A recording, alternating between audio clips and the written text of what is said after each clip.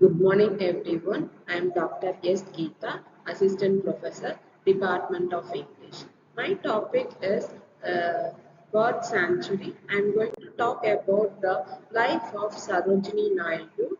Sarojini Naidu was born on 14 February 1879 and died on 2nd March 1949 and she was an Indian political activist and poet who served as the first governor of United Province after India's independent movement.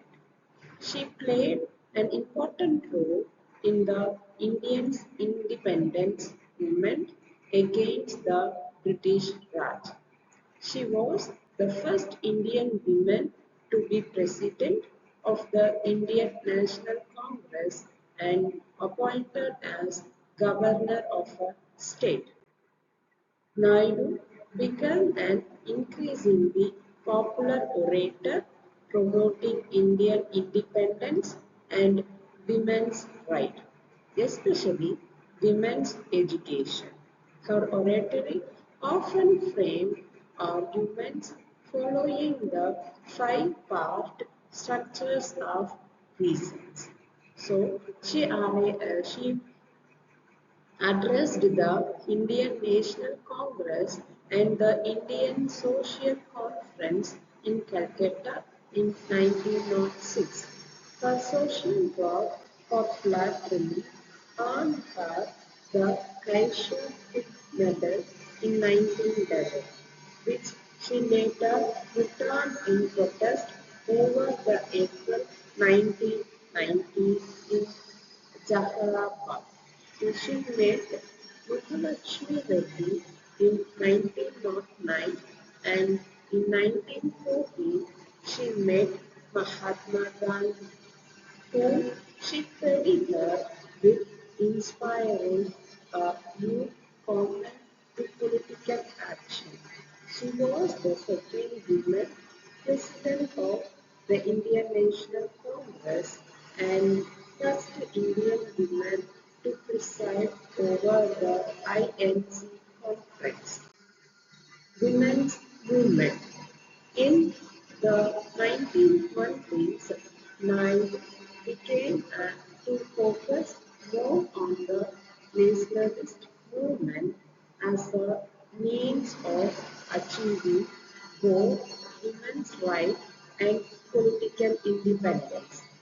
Sarojini Naidu became the first Indian female president of the Indian National Congress in 1925, demonstrating how influential she was as a political voice.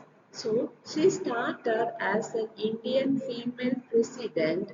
She raised her political voice in the background of Indian National Congress. So by this period, Indian women were starting to get more involved in the movement. So after this, women has a power to speak and they are raising their voice against to the movement. Next, female leaders began to organize national-wide strikes and non-violent resistance across the country. So here, the female leaders also started working towards the organization and they also followed the non-violence towards the country. This is because of Sarojini Naidu.